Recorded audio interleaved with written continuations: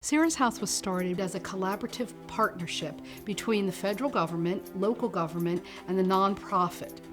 Back in 1987, when Anne Arundel County discovered that they had a need to house local homeless individuals, a local activist, Tom Parlett, he went to the then county executive, Jim Lighthizer, and the Department of Social Services Director, Ed Bloom, got together and decided they were going to do something about this problem. They went to the government because they heard that there was vacant property on the base at Fort Meade. They realized that there were empty barracks that could be used as renovated homes to serve the homeless. And they came to Catholic Charities and asked them to manage that property. And with that, Sarah's House was born.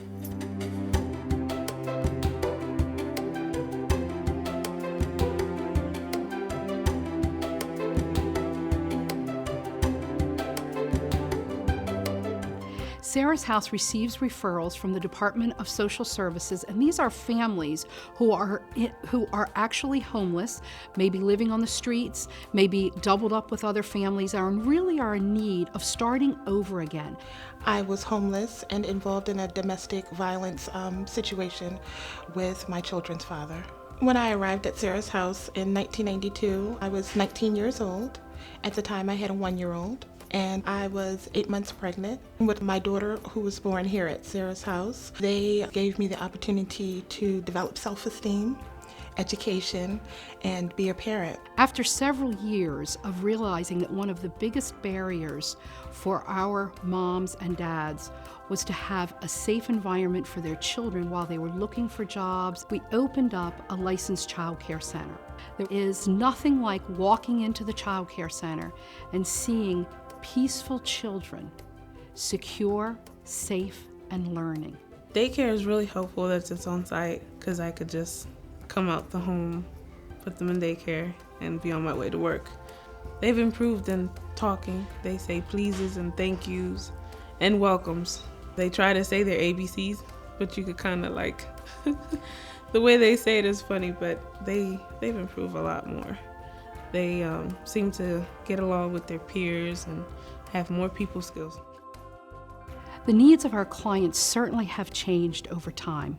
We still have individuals who are homeless, but given the economic stresses and the economic realities, we're seeing a lot more women who suffer from mental illness, from addiction, and from abuse. When people are here and they spend their time working through the program, through their case plan, and they stay with us for up to 18 to 24 months if they move from shelter to transitional housing, then they are ready to move back to the community, be a contributing citizen in their neighborhood, and have a stable life for themselves and for their children.